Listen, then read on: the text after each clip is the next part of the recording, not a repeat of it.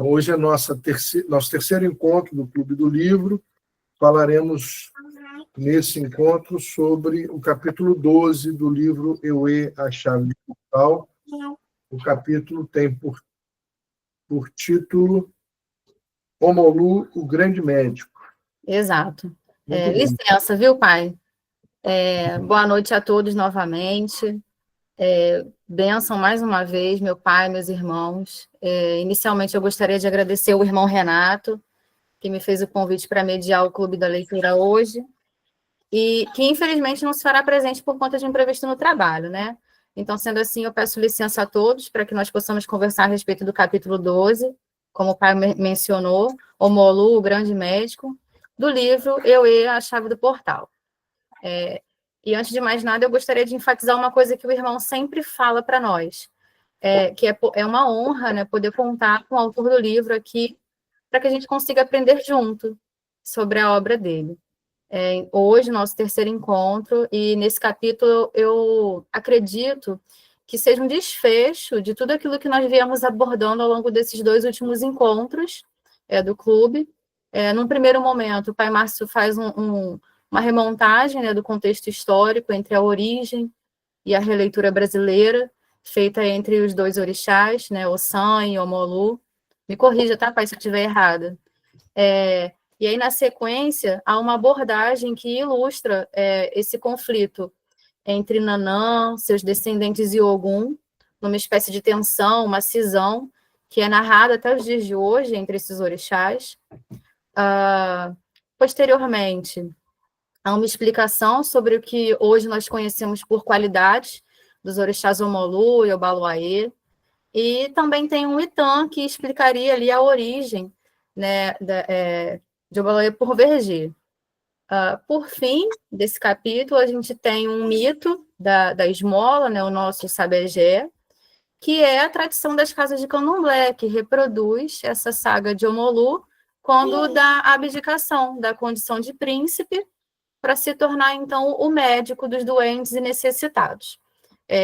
Uma vez que isso enfatiza, né, a compreensão dos rituais pelos quais nós fortalecemos a manutenção da cultura, da nossa fé, e que é também uma forma de acabar com o preconceito. E, pai, eu gostaria de finalizar assim, minha fala, nesse primeiro momento, já fazendo uma pergunta para dar uma esquentada. Eu queria entender um pouco mais sobre esse antagonismo entre Xangô e Obaluayê, uma vez que eu, pelo menos, escutei muito falar até hoje em relação assim que se termina o Lubagé, faz-se alguma comemoração, alguma festividade para Xangô, para uma fogueira de Xangô, uma malá para Xangô, para trazer Xangô de volta para casa. E aí eu queria entender um pouco mais sobre isso. Bom, obrigado, Bruninha, pelo resumo, pelas suas considerações. Eu penso sempre que é um grande exercício para nós, que vivemos desse lado do mundo, que vivemos imersos no sistema de pensamento ocidental, conseguirmos decifrar, conseguirmos descortinar a forma filosófica, a forma de relação com a natureza, de relação com o sagrado, que existe lá naquele espaço do continente africano. Aquele grupo étnico, cultural, linguístico, que veio para cá, como, por exemplo, os iorubás, tinha uma relação muito diferente com a vida, com o destino, com a criação, com a ancestralidade. E para nós, moldados no sistema ocidental, é muito complicado não só traduzir, mas interpretar a forma como eles se relacionavam com todas essas forças. E o problema, na verdade, a meu ver, surge daí, da nossa dificuldade de entender forças antagônicas que trabalham em conjunto. Para nós, tudo aqui é desafio, tudo aqui é competição, tudo aqui é inimizade, tudo aqui é guerra. E não necessariamente eles viam, por exemplo, a saúde e a doença como inimigos. Enquanto os deuses ocidentais, como os deuses gregos, em alguns casos são descritos como protagonistas de guerras intermináveis uns contra os outros, entre os iorubás, por exemplo, Arum, a doença, e Omolu, protótipo da saúde, nunca guerrearam um contra o outro. A saúde e a doença não são inimigos. Olha que interessante. Então qual é a função de Omolu? Vem logo a nossa pergunta. Se a saúde não serve para derrotar a doença, qual então a função da saúde? Omolu negocia a saúde com a doença.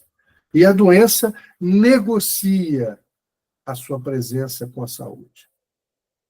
Nós, no meio disso, fazemos as nossas escolhas. Por que eles negociam? Por que é preciso negociar saúde, negociar doença? Vocês vão se lembrar de algumas falas que eu fiz no nosso primeiro encontro. Era exatamente compreendendo a relação dos humanos com a escolha do seu odum, do seu trajeto existencial, em que, muitas vezes, a doença faz parte desse percurso. Então, até que ponto adoecer muito, adoecer pouco, adoecer cedo ou adoecer tarde, ajudam ou atrapalham? Eis aí a negociação. Difícil a gente conseguir pensar dois polos antagônicos negociando, né? A gente não consegue negociar nem com o pipoqueiro da esquina. Está difícil a coisa. Em tempos de tarifaço, a gente está aqui discutindo a possibilidade de uma negociação ancestral. De uma negociação ancestral. Da negociação como modo de, não de acomodação, nem de vitória, nem de derrota, mas de convivência em prol do crescimento. Xangô é descrito miticamente como um orixá associado à pujança da vida, ao calor, ao fogo. Omolu, Oluaiê, Obaluaiê, Babaluaiê, muitas vezes é narrado de uma forma absolutamente distinta, não antagônica. A frieza do interior da Terra, a velhice,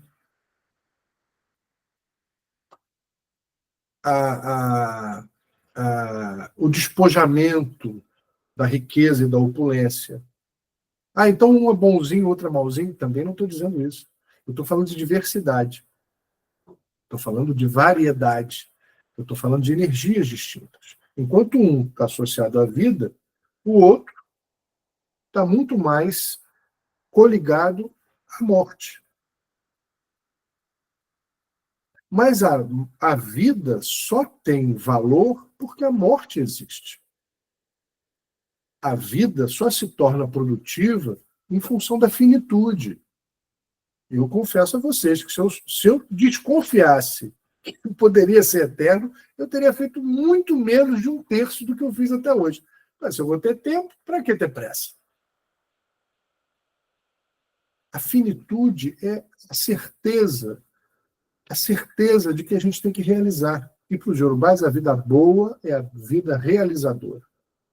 O que torna alguém importante, o que torna alguém ancestralmente relevante, é a quantidade de feitos que essa pessoa deixa, para que seja aí sim eternizado, para que ganhe memória.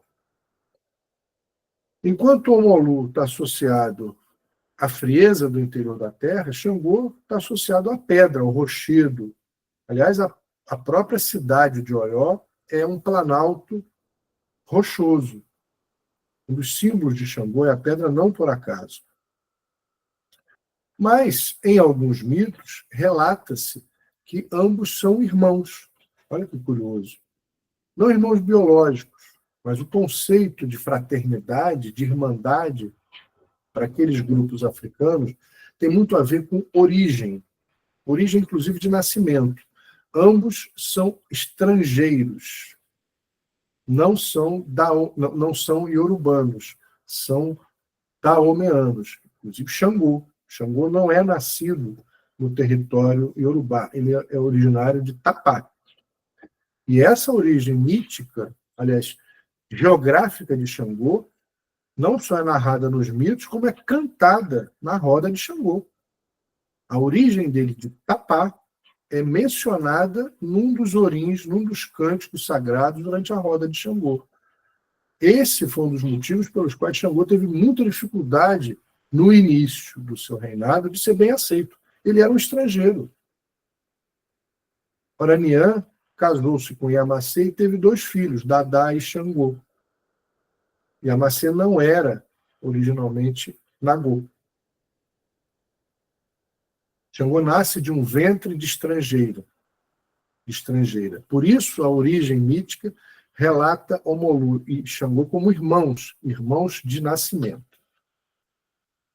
Mais ainda, aproveitando essas metáforas, onde pousa a pedra de Xangô, se não na terra de Omolu? Pedra e terra se precisam. De que é feita a pedra, se não de terra consolidada? De elementos minerais consolidados. Omolu é morte, Xangô é vida. E logo, no Ocidente, a gente já transforma isso numa disputa, numa competição e numa guerra, em que onde está um, o outro não pode estar. Eu não estou aqui para discutir certos ou errados ou verdades absolutas, mas apenas, respondendo à tua pergunta, propor algumas reflexões exclusivamente com base nesses dados históricos, nesses dados, por que não dizer, teológicos dessa matriz religiosa. Cada um tire as suas conclusões, cada um que chegue às suas próprias convicções ou se reabasteça delas e que dê tudo certo. A gente não precisa ficar discutindo, debatendo, e principalmente no sentido de guerrear entre nossas formas de praticar. Então, talvez seja essa, sabe, o Bruninha, a origem dessas discussões. Há uma outra possibilidade, que eu também discuti com vocês no encontro passado, que tem a ver com a cidade de origem, a cidade fundada por Omolu, por Jagum, né? Essa cidade fundada por Jagum, alguém se lembra o nome? Eu falei semana passada? Ibadan, babá. Ibadan, tá esperta, Carminha. Ibadan, a cidade de Ibadan foi fundada por Jagum e Jagum Lagelu era o nome dele. E, em determinado momento, disse, historicamente, que essa cidade foi invadida ou teve uma intervenção de Oió, terras de Xangô. Por que teria havido isso? Porque houve um desmando nesta cidade de Ibadan e um rito feito aos ancestrais num rito feito aos ancestrais, os Eguns teriam sido desrespeitados. Sabendo disso, desse relato, o Aláafin de Oió manda fazer uma intervenção na cidade de Ibadan. Pode ser também um dos fatores que fortaleceu essa fofoca aí. Pode ser. Enfim, mas, felizmente, esses 2 extremos, esses 2 aparentes antagonistas, estão juntos e misturados e que todos eles cuidem de nós.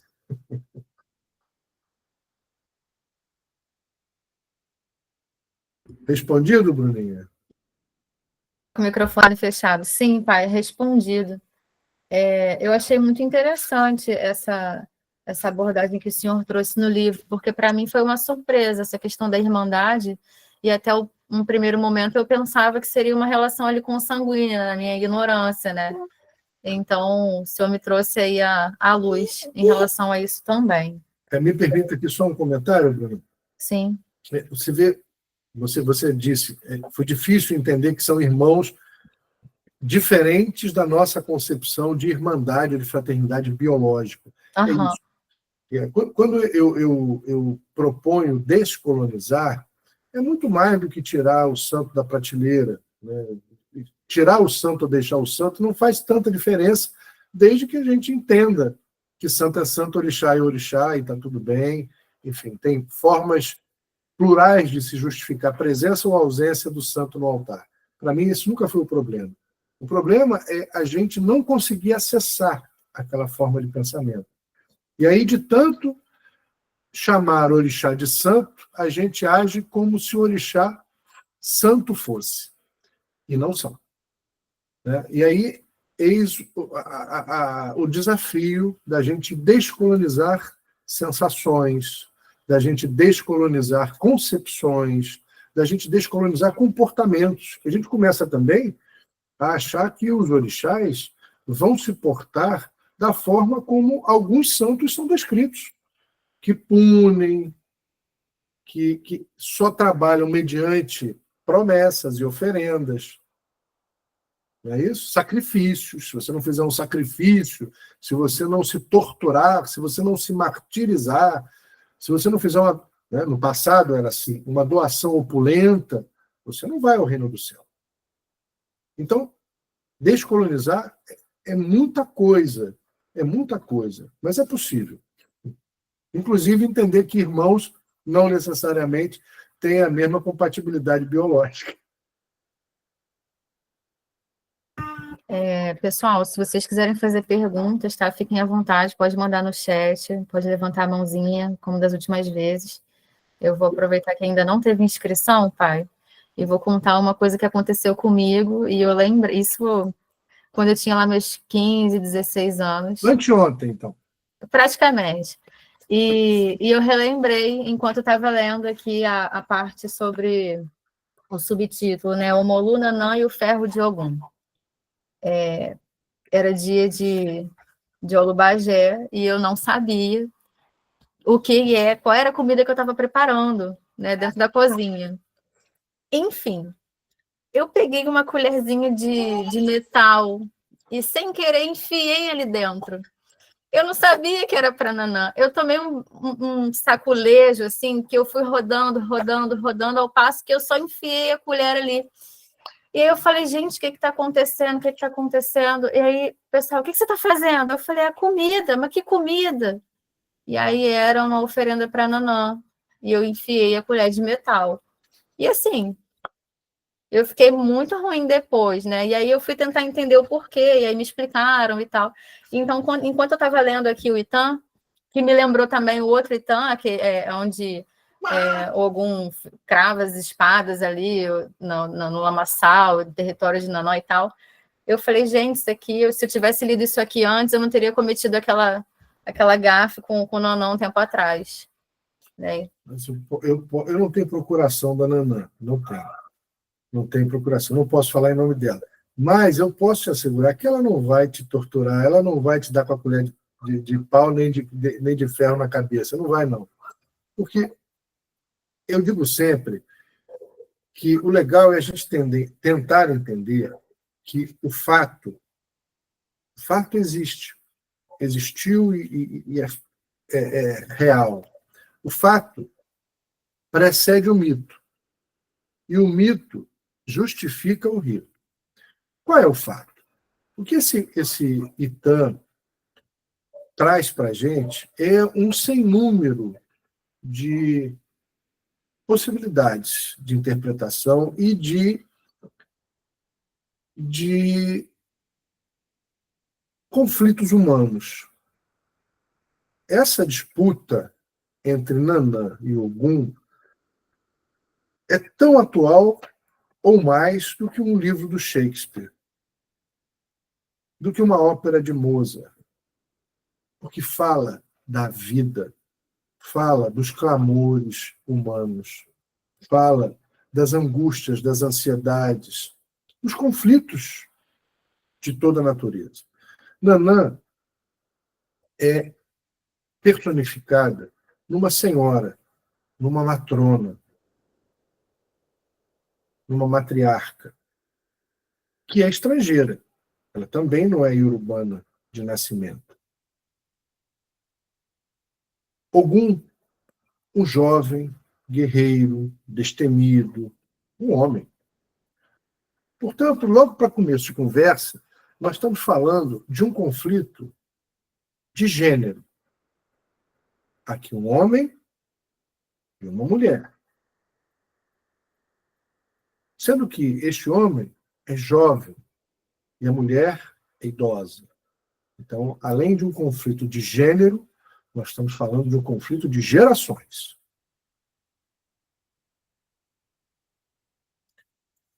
E para dar mais intensidade a esse embate mítico, esse homem jovem é nativo das terras iorubais. E Nanã é uma estrangeira. Portanto, nós temos 3 elementos aqui importantes para começar a conversa. Estamos falando de imigrante, estamos falando de conflito de gerações e estamos falando de conflito de gênero. O que Ogum diz para Nanã? Olha, eu sou o mais importante dos orixás. Eu sou o dono do ferro. Sou eu que inventei a forja. Graças a mim, todos os orixás comem. Todos os orixás venceram as guerras, graças ao meu ferro. E que Nanã diz para ele? Olha que garoto abusado. Quem é você na fila do pão? Quando você apareceu, eu já estava aqui faz tempo, garoto. Eu não preciso do teu ferro. Eu criei meus filhos, criei meus netos, sem usar o ferro que você diz que pertence a você. E para te provar isso, a partir de agora, nunca mais vou usar o seu ferro e nunca mais nenhum dos meus filhos, dos meus descendentes, vai continuar a usar. É disso que a gente está falando. O fato tem a ver com esses embates que a humanidade faz há muito tempo. De estrangeiros, de velhos e novos, do espaço de homens e mulheres na sociedade. Esse é o fato. O fato precede o mito. E o que o mito eternizou? Eternizou, metaforicamente, essas disputas, essas discussões, esses debates. O mito eternizou, memorizou o que a gente não deve fazer. Se o fato precede o mito, e o mito, então, por sua vez, justifica o rito. É por isso que cada vez no terreiro que a gente não usa o ferro para Nanã, o ferro para o Molu, o ferro para o Ossani, ou para o Xumaré, por exemplo, ou para a própria Nanã, a gente precisa rememorar que não é possível, numa sociedade harmônica, haver conflito entre velhos e novos, entre homens e mulheres, entre estrangeiros e nativos. É disso que a gente está falando. É sobre isso que a gente precisa debater, entender e construir conciliação. Sorte quando o ori da gente, quando os orixás da gente ajudam pedagogicamente, dando assim um safanão como você recebeu, porque atiçam a nossa curiosidade, atiçam a vontade de aprender, de entender por que a gente não usa o ferro para Nanã. Benção, pai. Pai abençoe.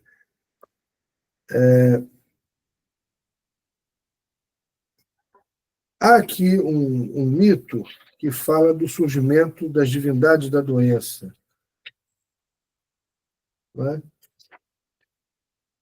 Há vários. Esse é um dos.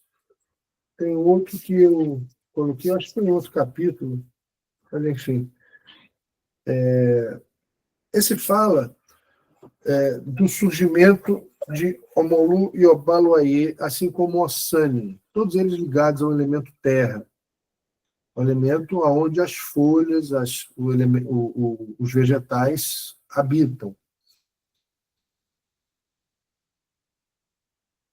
O que eu ressalto aqui é que, originalmente, essas divindades, Chapanã, Azonsum, que também tem algumas procedências entre os Marri, entre os Daomeanos, entre os chamados Djedi, os Savalu, que são chamados Djedi, os Adjedi, os estrangeiros, em relação aos Yorubás, os liga, sobretudo, às doenças de pele, sobretudo as doenças endêmicas, né, para ele na época. Varíola, principalmente, a varíola. Varíola é a doença que justifica o culto a muitas dessas divindades. Daí porque um dos títulos de Omolu Obaluayê é Babá Ibonã. Babá Ibonã. Ibonã quer dizer febre, quentura. Mas é a quentura da febre, não é a quentura necessariamente do sol, da temperatura ambiente. É a quentura da febre derivada da doença. Então, é disso que a gente está falando. Eles são pais da febre. E essa febre, ela pode ser também entendida não só no sentido literal, mas no torpor, como se fala, na situação em que a pessoa perde um pouco a sua própria lucidez, né? No delírio febril. E a doença, portanto, para eles, começa a ter um contorno que não é só físico, biológico, é mental. Porque o delírio, ainda que provocado biologicamente, ele toca numa esfera que para eles é mental / espiritual. Então, a gente está falando disso, de doenças, portanto, que vão ganhando um sentido claro, um sentido mais amplo. Possum também é uma outra divindade ligada. Azawani, Adjunsum, Sapatá, todos eles ligados a essas doenças, mas que foram sintetizados, não sincretizados, mas sintetizados em qualidades de Omolu e Obaluayê aqui no Brasil, para que não fossem esquecidos. Eu acho isso também interessante. Algumas pessoas olham para o fenômeno das qualidades como perda. Eu gosto de ver o copo meio cheio, não só meio vazio. Então, eu percebo que também pode ter sido uma estratégia de mantê-los vivos.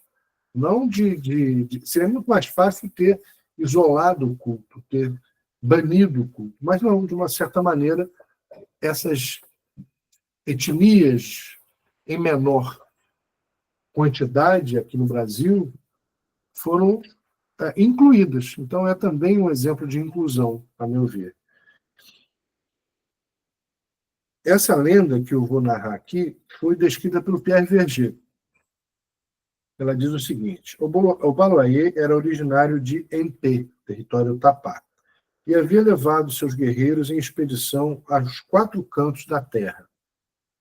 Uma ferida feita por suas flechas tornava as pessoas cegas, surdas e mancas. O Obaluayê Chapanã chegou assim ao território Marri, ao norte do Daomé, batendo e dizimando seus inimigos, e pôs-se a massacrar e a destruir tudo que encontrava à sua frente. Os Marris, porém, tendo consultado um babalaô, aprenderam como acalmar Chapanã com oferendas de pipocas. Assim, tranquilizado pelas atenções recebidas, Chapanã mandou-os construir um palácio onde ele passaria a morar, não mais voltado ao país em pé, não mais voltando ao país em pé. O Marri prosperou e tudo se acalmou. Apesar dessa escolha, Chapanã continua a ser saudado como Cabieci ou Lutapá Lempé. Repito, é importante a gente ler os mitos não de forma literal. Todas as etnias, todos os grupos culturais que tinham na sua constituição a tradição ágrafa, a tradição não escrita, quando esses mitos foram registrados, e sempre em tempos posteriores, eles foram registrados como se narrou. Mas é preciso interpretá-los de uma forma não exata, e sim contextualizada. O mesmo caso, me permitam dizer, eu não sou um teólogo cristão, mas eu diria que é o mesmo caso da Bíblia. Os hebreus também eram originalmente ágrafos, eles não eram um povo de escrita. A Bíblia foi escrita centenas de anos, ao longo de centenas de anos depois, de alguns fatos. Então, foram registrados de forma literal, mas não podem ser interpretados de forma literal, porque essas narrativas têm as características originárias de um povo ágrafo, as metáforas. Então, é preciso detectar os símbolos naquele contexto, identificar as mensagens que estão codificadas nessas metáforas. O Molu aqui é muito mais, Chapanã é muito mais descrito como a doença, como a própria peste. Então, quem dizimou não foi Chapanã. Quem dizimou foi a peste. Percebem? Isso é muito importante, porque uma tradução, uma interpretação descontextualizada arrebenta com a reputação do moço.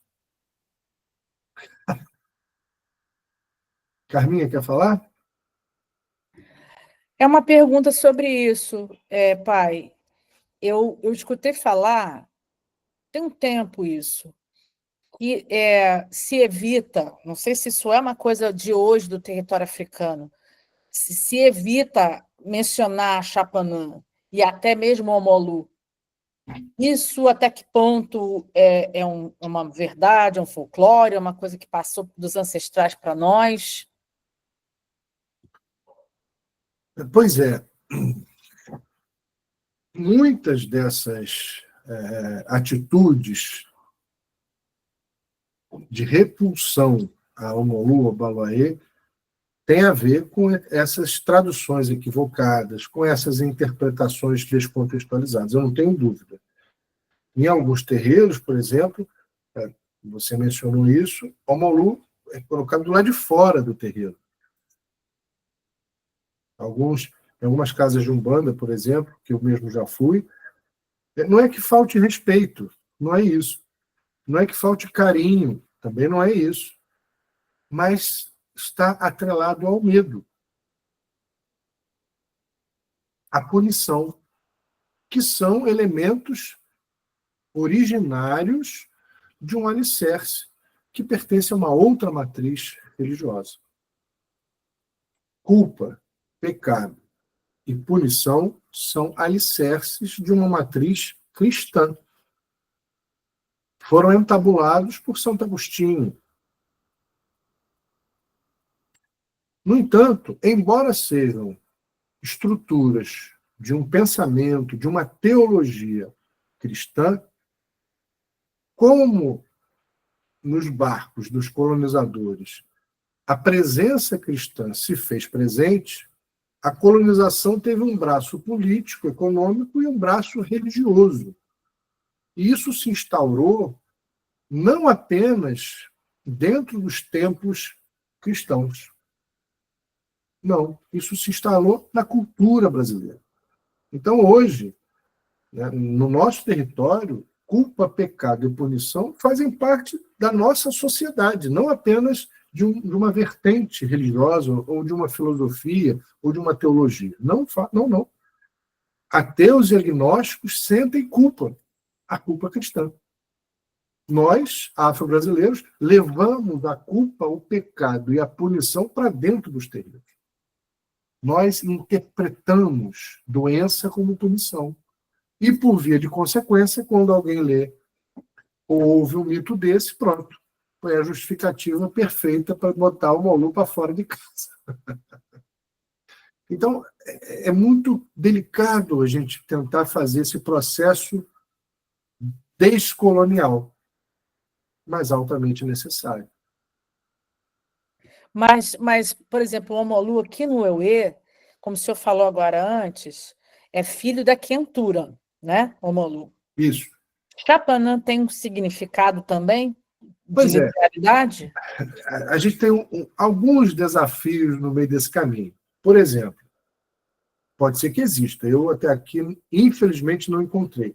Não existe um dicionário etimológico dessas línguas. Iorubá, da língua Fon, da língua Ué, não tem. Então, a gente não sabe exatamente a origem dessas palavras. O que originou, formulou esses vocábulos nas suas línguas e idiomas de origem, matriciais. Eu não sei exatamente o que significa Sakpatá, Chapanã. Não sei. Não sei a origem dessas palavras e não conheço uma tradução precisa disso. A gente vai interpretando, tentando fazer um processo contextualizado, respeitoso, como se diz na academia, exegético. A gente tenta. Né? Então, é possível, aí sim, entender que todos esses deuses da saúde e da doença têm, nas suas diversas origens geográficas, étnicas, relação com episódios de doença. A varíola, a febre, a não sei o quê, enfim. Então, nessas sociedades em que a vida é muito mais... o viver está muito mais associado à natureza, aos fenômenos da natureza, às ações e reações humanas, tudo tem uma dimensão diferente. A água, para a gente, aqui, é um elemento que vem da torneira. Para eles, lá, não. A água é a própria vida. É um elemento primário. Para nós, a água aqui é um elemento secundário. Quando eu penso água, eu não penso água, eu penso torneira, eu penso chuveiro. O fogo é um elemento secundário. Eu penso primeiro fósforo, eu penso primeiro isqueiro, eu penso primeiro magiclique, depois eu penso no fogo. Para ele, não. É um elemento primário, é originário.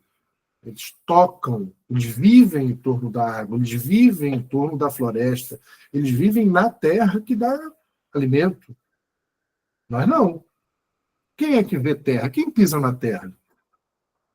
Quando muito, quando a gente está descalço, quando a gente vai pisar no carpete, a gente vai pisar no piso, a gente vai pisar no tapete, a gente vai pisar na borracha, a gente vai pisar no asfalto, a gente vai pisar na calçada, a gente não pisa na terra. Qual é a relação a gente tem com a terra?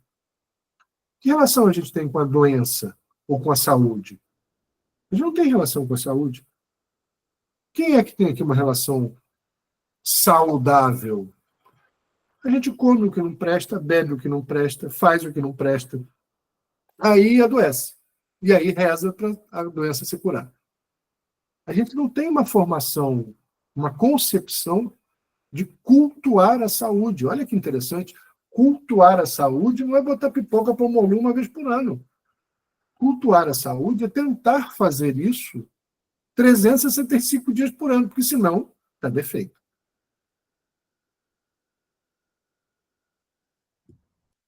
A benção, pai. É isso mesmo. Né? E mais adoecedor disso tudo é que, infelizmente, as nossas academias não formam pessoas que nos ensinam a cultuar a saúde. Formam especialistas em doença. Há mercados para a doença. Mercados para a doença. A doença é politicamente muito mais influente que a saúde, porque é a doença que financia planos de saúde, que financia governos, que financia candidaturas, que influencia em decisões? A doença. É disso que a gente está falando.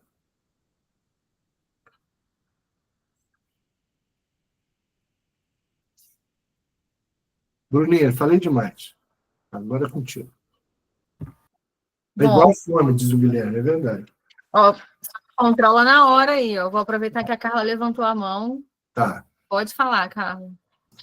Não, só uma curiosidade, né? Hoje meu marido, por exemplo, ele teve consulta de retorno na gastro. E eu tinha pedido para ele perguntar a gastro, que ele estava com esteatose hepática nível 3, para o uso do chá de picão, né? Porque aconteceu comigo, eu usei o chá de picão que o Preto Velho pediu para eu usar, e o meu índice de gordura no fígado caiu de 1 para 0. E aí ela não aconselhou, passou a caneta Ozempic para ele, porque não tem estudo científico, porque pode piorar, agravar a situação dele. E aí ele sabia que quando ele chegasse em casa, ele ia ter que me dar a notícia. Aí ele pediu para ela gravar, para ela fazer um áudio para mim, dizendo que era a médica que estava dizendo, entendeu? Então a gente fica numa sinuca, às vezes, até de bico, né? A gente sabe que é uma... Eu sou nutricionista, mas eu acredito muito no fitoterapêutico e eu tenho uma médica e tenho a religiosidade que me ampara. Mas eu só quis contextualizar que realmente a academia ela não está preparada para... Eles estão se formando especialistas em realmente a doença e no remédio da indústria. Não estão nem aí realmente para o que a gente... Não estão e não estão chegando. Já vou te passar a palavra, Marcinha. E não estão chegando porque não são formados para isso. E aí vou juntar com alguns comentários que a gente fez nos encontros anteriores. Primeiro, a ideia arbitrária e arrogante de que a ciência ocidental tem que chancelar todos os saberes de todo mundo. E não há ciências, no plural. Não há ciências, né? Não entender que há outras ciências. E que não necessariamente... está documentado, não tem um estudo documentado que está escrito dizendo que faça o efeito. Eu percorri as academias ocidentais e a ciência daqui ela se estabelece a partir de alguns ritos. Não são ritos. O rito da defesa de um doutorado é um rito, mas o rito do terreiro de Umbanda, o rito do Preto Velho, esse não vale. Mas o rito acadêmico vale. A metodologia da ciência daqui ela é pautada basicamente em observação, experimentação e conclusão. Observação, experimentação e conclusão. Há um rito, há um processo. Mas quem disse que essas pessoas que estão lá do outro lado do mundo não observaram, não experimentaram e não concluíram? Se eles fizeram esse mesmo percurso, isso também seria ciência? Enfim, é muita arrogância, é muita pretensão e muito preconceito. Muito preconceito. Né? Não há dúvida que esse é um preconceito étnico-científico, étnico-religioso, étnico-social. Porque veio da África, porque veio dos indígenas da América. Se tivesse vindo dos celtas, que são europeus, o impacto seria outro. Se tivesse vindo dos gauleses, seria outro. A Márcia queria falar. É que é de Márcia. Depois a Benção, pai. O que, na verdade, a gente está fazendo e falando e perpetuando é um epistemicídio. Né? É a morte de outras epistemes, a morte de outras ciências, uma vez que a gente não reconhece outros saberes. Então, assim, outro dia saiu, né, com todas as honras e glórias, que o SUS estava incorporando às suas práticas as ervas medicinais, as plantas medicinais. Eu trabalho num complexo de favelas, na Maré, onde a gente chegou a mapear os equipamentos, as benzedeiras, os vendedores de ervas, as hortas de plantas medicinais, todo o equipamento necessário para que a gente envolvesse as unidades básicas de saúde nessa prática, junto com uma escola politécnica que já vinha fazendo pomadas, xaropes, de forma medida, de forma que pegava todo o conhecimento das mulheres mais velhas das comunidades, que já sabiam a dosagem, que já usavam isso há muito tempo e que já sabiam qual digamos, a posologia a ser usada. Então, é um conhecimento consolidado, não pela nossa ciência ocidental, mas pela ciência dos quilombos, da ciência, né, dos povos originários e povos afrodiaspóricos. Então, é uma coisa consolidada. A gente foi trabalhar com as UBSs e eles definitivamente, apesar de toda como é que se diz? O reconhecimento dentro das PICTs, né, que a gente fala das práticas integrativas, as ervas medicinais não são usadas. São usadas a acupuntura, que não que é oriental, né, que não é uma ciência negra, é usado como é que é? Acupuntura, yoga, todas essas práticas não negras, não indígenas, elas são usadas nos postos de saúde. Mas uma vez que o conhecimento negro ou que o conhecimento indígena entra nesse conjunto de práticas, ele é absolutamente, como é que se diz? Colocado de lado. Ele não é validado nas unidades básicas. Então, assim, esses saberes, eles são reconhecidamente, a gente, pai, a gente que é mais velho, os mais velhos aqui vão saber da época do INAMPES, que só tinha direito ao hospital quem tinha carteira. Como é que as outras pessoas que não tinham carteira assinada se tratavam? Né? Como é que era? As biotecas não davam conta e nem tinham condição de dar. Então, assim, nós tínhamos esses conhecimentos e práticas muito mais utilizadas, mas como curandeirismo. Né? Era curandeirismo, nada daquilo era reconhecido como prática realmente médica estruturada dentro do conhecimento hegemônico europeu. Então, assim, hoje ainda, né, e principalmente hoje, a gente precisa reviver essas práticas de forma...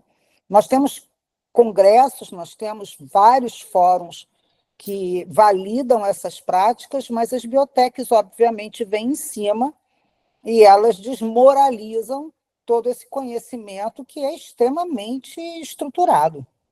Muito Desculpa bom. se eu falei muito, pai, Não, mas foi ótimo. isso com muita força, porque Foi ótimo, foi ótimo. eu acho que a gente precisa insistir nisso sempre, sabe? Muito obrigado pela sua intervenção também, Marcinho.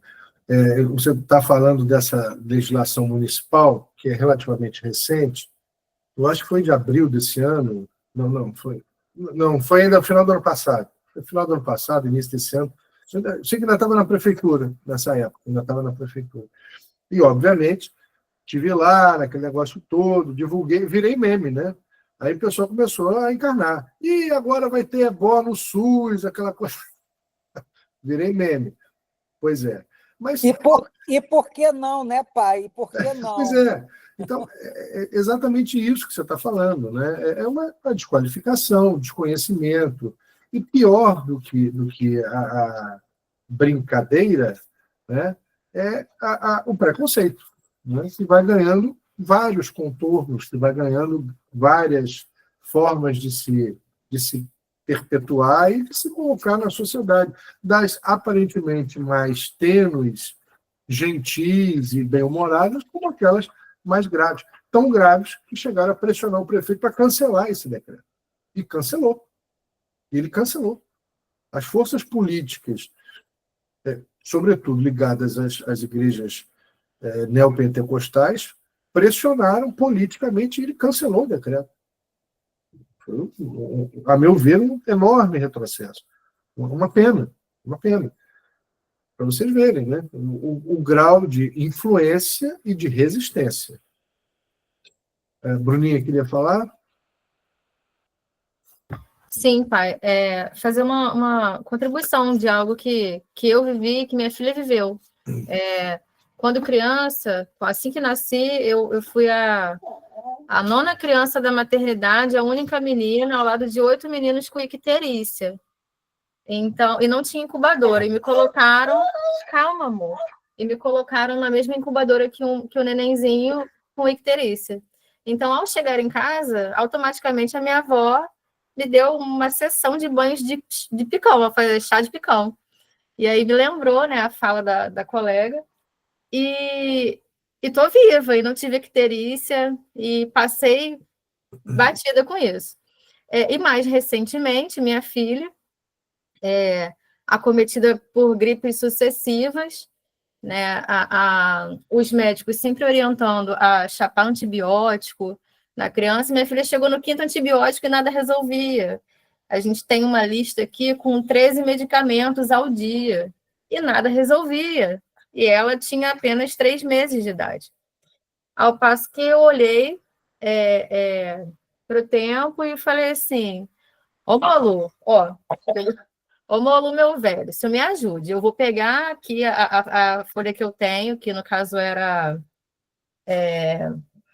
nem lembro mais como é que era o nome da folha, gente. Enfim, era uma folha, e para poder dar a ela. Né? E foi a resposta que o pai me deu, inclusive quando eu estava no recolhimento. Né? O pai perguntou se eu tinha feito algum pedido para o Omolu, porque ele estava respondendo que já tinha sido executado plenamente. Então, assim, quando eu cheguei em casa, minha filha estava plena, estava ótima. Né? E aí, assim, a nossa medicina, né, ela salva vidas também. Porque eu pedi oração para quem está no grupo dos irmãos sabe, né? Eu pedi oração para minha filha, porque do jeito que ela estava, eu falei, gente, eu vou perder meu neném, entendeu? Porque não está dando jeito. E com uma simples erva que eu macerei com fé e dei na colherzinha para ela e pedi para dar na minha ausência, resolveu a vida, entendeu? Então, assim, eu sou muito grata a Orixá, sou muito grata à Folha, por essas medicinas que aqui na roça, onde eu moro, ainda é muito usual pela maioria da população, maior parte da população, porque, de uma forma ou de outra, igual a irmã falou, há uma política muito grande de combate a esse tipo de medicina, e as pessoas aqui, elas não têm, em grande maioria, recursos para comprar medicamento. Graças a Deus, nós tivemos a possibilidade de comprar os 5 antibióticos que foram passados. Eles não eram baratos, sabe? E tem muitas pessoas aqui que não têm essa possibilidade. Então, trata com mato mesmo. E está vivo, sabe? Então, eu acho que a gente precisa enfatizar isso, enquanto praticantes da religião, que o nosso orixá é vivo, sabe? Que eu é vivo e que a gente precisa passar isso adiante. Axé, minha filha, axé. Bença, pai. Cuidando sempre da sua filhotinha, de todos nós. Enquanto você falava, e eu também escutava o que a Edmárcia mencionou, o chamado curandeiro, né? Curandeirismo. Curandeirismo, charlatanismo e exercício ilegal da medicina foram tipos do direito penal que foram usados largamente ao longo da nossa história para reprimir as práticas afro-brasileiras, para sancionar, prender sacerdotes e sacerdotisas. No meu livro Candomblé em Tempos de Crise,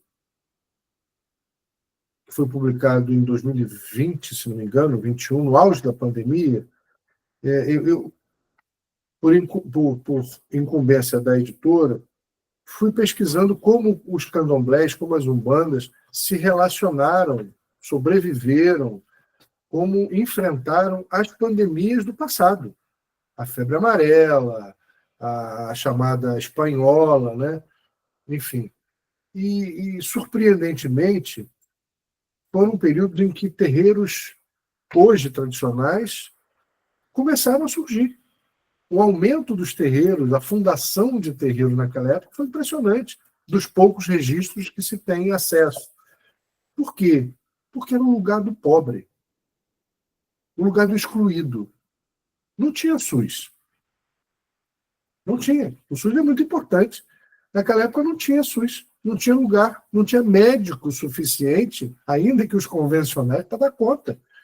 E muitos terreiros curavam essas moléstias, entre aspas, incuráveis, com que? Sopa de galinha da Angola. E quando essas pessoas começavam a ter melhoras, começavam a fazer filas na porta dos terreiros, querendo acolhimento, querendo ajuda, querendo comida, querendo saúde. O que o poder da polícia fez? Reprimiu, prendeu, bateu. E aí, no livro, eu consegui botar algumas manchetes dos jornais da época. Né? E os títulos eram esses, né? Pai de santo, charlatão, é preso, não sei aonde. Enfim, são reproduções de violência, de exclusões, de uma sociedade que não se permite entender a diversidade. Então, eu acho que o nosso grande desafio para tentar curar a nossa sociedade de tantos males, o mal do racismo, o mal do preconceito, o mal do etarismo, tantos males, o mal da exclusão, tem a ver com ampliar o nosso sentido de gente diversa. A gente precisa, de alguma maneira, entender que nunca seremos iguais, embora todos humanos, nunca seremos iguais, não somos iguais. E ter a convicção de que nós somos iguais vai nos salvar. E quando a gente entende que nós não somos iguais, a gente não vai preencher um ideário. Não seremos todos loirinhos de olhos azuis, não seremos todos diplomados pela universidade, não seremos todos... Não seremos todos, não seremos todas. Somos e seremos diversos. Uns com mais facilidade com as coisas, outros com mais dificuldades. Uns gostando de Jesus Cristo, outros não gostando. Uns praticando o candomblé e a umbanda, outros praticando o judaísmo. E está tudo bem. Isso faz parte de entender que nós somos diversos. Não seremos iguais. Isso não é uma sentença de discriminação, pelo contrário, é uma libertação de um ideário que nós nunca vamos conseguir atingir. Nós não somos iguais. Nós temos sonos diferentes, fomes diferentes, sedes diferentes, apetites diferentes, orientações sexuais diferentes. Nós temos vocações diferentes, credos diferentes, até direito a não ter credo nenhum. Isso faz parte da nossa sociedade. Quando a gente começa a realizar isso, começa a ficar mais fácil entender o outro que não pensa como eu, que não age como eu, que pratica coisas distintas do que eu pratico. E a última parte desse capítulo tem a ver com o mito da esmola. Novamente, quando a gente não entende a diversidade, a gente tende a discriminar. E quando a gente vê uns macumbeiros vestidos de branco, com um cesto de pipoca, esmolando, a gente já imagina, olha que humilhação, olha que vexame, por que submeter as pessoas a isso? É um absurdo. E tem a ver com algo que diz respeito a comportamento, a percepção de vida, de mundo. O mito que eterniza o nosso sabegé, a nossa esmola, é o que está aqui na página 172 a 175 do livro. Alguém poderia ler?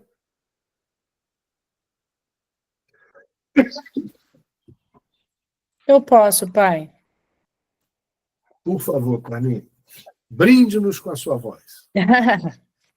Chapanã era um príncipe muito rico, da cidade de Nupé, onde vivia sem qualquer responsabilidade. Certa vez, Chapanã foi alertado pelo adivinho da comunidade para que mudasse seus hábitos, senão seu comportamento traria graves consequências para ele e para seu povo. Mas Chapanã desdenhou do profeta e continuou sua vida como antes. No dia seguinte, logo cedo, Chapanã iniciou viagem em busca de novas aventuras. Após alguns dias de cavalgada, Chapanã entrou em uma estalagem e pagou comida e bebida para todos os presentes, inclusive um grupo de baderneiros. Na alta madrugada, seguiu os arruaceiros a uma casa de prostituição, onde encantou-se por uma das mulheres com quem dormiu, sem imaginar que seria ela portadora de grave moléstia de incubação. Na manhã seguinte, Chapanã acordou ao pé de uma grande árvore. Notou que haviam sido roubadas suas roupas, pertences e todo o dinheiro que carregava consigo. Conseguiu retornar à sua cidade sem, contudo, revelar a ninguém o que ocorrera. Uma semana após o ocorrido, Chapanã começou a apresentar febre alta e seu corpo cobriu-se de pústulas. Chapanã estava com varíola. Era a pior e mais grave doença da época. Não havia cura possível e seu contágio poderia trazer morte e desgraça para toda a população local. Chapanã foi então expulso da cidade. Vagou por vários dias. A doença se agravou e fez com que ninguém se aproximasse dele. De suas feridas exalava um odor ruim e suas vestes apodreceram. A partir daí, passou a cobrir seu corpo com palhas desfiadas. Caminhou sem destino, vivendo de esmolas. Por graça de Olorum, o Deus maior, chegou à cidade de Iraú, onde vivia seu irmão Ossanin, o grande médico, conhecedor do segredo de todas as folhas. Ossanin então deu água e comida ao irmão, que já estava muito fraco, começando imediatamente seu tratamento para livrar Chapanã da morte iminente. Chapanã ficou desacordado por vários dias. Quando finalmente acordou, arrependido dos malfeitos em sua vida e agradecendo por ter sobrevivido, resolveu que iria peregrinar pelo mundo, sem revelar sua identidade, apenas dedicando-se a curar os enfermos que encontrasse pela frente. Ossanin, então, lhe ensinou todos os mistérios das folhas e preparou Chapanã em sua nova missão. Anos após, Chapanã iniciou sua jornada. Ficou conhecido por toda a África pelas curas que realizava. Certo dia foi procurado por um emissário de Nupé, em sua terra natal. O jovem mensageiro não reconheceu o príncipe devido às deformidades que a doença causara a Chapanã. Este, quando soube que sua cidade estava também infestada pela varíola, sentiu-se envergonhado, culpado e triste. Temeu ser reconhecido, mas sua vontade de acabar com a dor de seu povo foi mais forte. Assim, Chapanã decidiu atender ao pedido e partiu para Nupé. Chegando em sua terra, Chapanã manteve-se envolto em palhas e dissimulou a voz para não ser reconhecido. Durante meses, virou dias e noites sem comer ou dormir, dedicando-se a curar todos os enfermos. Seu esforço foi recompensado, pois conseguiu salvar muitas vidas. O povo lhe agradecia emocionado. Quando todos os doentes estavam curados, Chapanã recolheu suas coisas e preparou-se para partir. Neste momento, foi abordado por um soldado que lhe disse que Nanã, a rainha de Nupé, queria falar-lhe pessoalmente, para agradecer o que fizera por seus súditos. Chapanã tremeu num misto de medo e alegria e apreensão. Mas a escolta do soldado não lhe permitiu outra alternativa senão seguir em direção ao palácio real. Quando se viu diante da rainha, que era sua mãe, Chapanã paralisou-se, abaixou a cabeça, balbuciou respostas disfarçando a voz para não ser reconhecido. Mas a rainha não se conteve, levantou-se de seu trono e dirigiu-se a Chapanã para abraçar o médico que tanto se dedicara a salvar seu povo da varíola. Num gesto materno, a rainha afastou as palhas do rosto de Chapanã para beijá-lo carinhosamente. neste momento, num susto, reconheceu o rosto de seu filho, apesar do peso dos anos e das marcas da moléstia. Nanã chorou copiosamente, abraçando o filho, que foi tomado pela mesma emoção. Assim que se recompôs, Nanã mandou que providenciassem os aposentos do príncipe, assim como uma grande festa de roupas, e fez festa e roupas novas, enfeitadas com pérolas. O banquete foi servido a todos pelo próprio príncipe Chapanã, que humildemente quis reverenciar seu povo. Apesar do acolhimento de todos, Chapanã, o príncipe de Nupê, decidiu continuar sua missão pelo mundo, curando os enfermos e estendendo a mão aos necessitados. Que maravilha. Obrigado, Carminha. Lindo esse conto, né? Lindo, lindo. Eu adoro. Fico sempre emocionado. Então, o ritual da esmola, o sabejé, ele reproduz a memória deste fato. Como eu disse, o fato existiu. O fato, portanto, inspirou o mito, e hoje o rito, de alguma maneira, faz com que a gente não deixe que essa memória se apague. O fato precede o mito e o mito justifica o rito. Todas as vezes que a gente vai esmolar lá na porta do Mercadão de Madureira, lá na porta da igreja de São Roque, de alguma maneira a gente está revivendo um episódio que aconteceu há milhares de anos atrás. A gente está com as nossas perninhas, humildemente fazendo com que a história dessa ancestralidade, os ensinamentos dessa sabedoria milenar, nunca sejam dizimados como se pretendeu fazer. Cada vez que a gente leva aquele cestinho de pipoca, a gente está ensinando a nossa geração e as gerações futuras que memória é para ser preservada. Ali, naquele ato, naquele gesto, se escreve um livro, né? Se abre uma enciclopédia de saberes. Não com uma escrita cursiva, mas com a escrita nos atos, nos sentimentos, nas palavras e na forma litúrgica de celebrar essa história ancestral. É isso. Muito legal, muito bom. Alguém quer fazer algum comentário, fazer alguma pergunta? Eu gostaria, antes da gente encerrar, sobre o ritual do sabejé, né? Porque não era muito comum, né? Daquilo que eu costumava ver antes. Eu sabia que tinha, eu via algumas pessoas na rua, mas não tão mais comumente. É bem mais raro eu ver esse tipo de manifestação ultimamente. Isso se dá ao fato do aumento da intolerância religiosa, ou talvez por alguma mudança de comportamento na sociedade candomblessista, digamos assim. Eu acho, Bruna, que há dois fatores preponderantes para essa mudança de comportamento. Uma, intolerância, não há dúvida. Vestir-se de branco na rua, que para mim hoje é, antes de qualquer coisa, um ato político. Hoje, vestir-se de branco, sair de branco nas ruas, sobretudo às sextas-feiras, se identificar como macumbeiro, se identificar como candomblecista, como umbandista, é um dever cívico, eu diria. É assim, um ato político. Eu acho que hoje é um ato político. Exatamente. Não conseguiram nos apagar. Não conseguiram nos dizimar. Estamos aqui. E quanto mais gente de branco se vestir assim às sextas-feiras, pelo menos um diazinho na semana, e as pessoas verem que são muitos, são muitas, há um povo aqui, mais força a gente passa a ter. O outro fator, eu acho que é um infeliz atravessamento da colonialidade. A gente deixou de entender que esse ato ritual de esmolar o sabejé tem grandiosidade.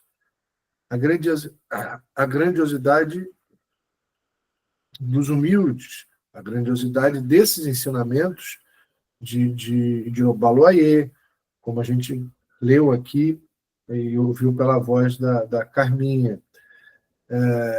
Infelizmente, a interpretação é deturpada de que é um gesto de opressão, de humilhação, de vexame, né? Um ato vexatório, quase uma punição. Fulano vai ter que esmolar.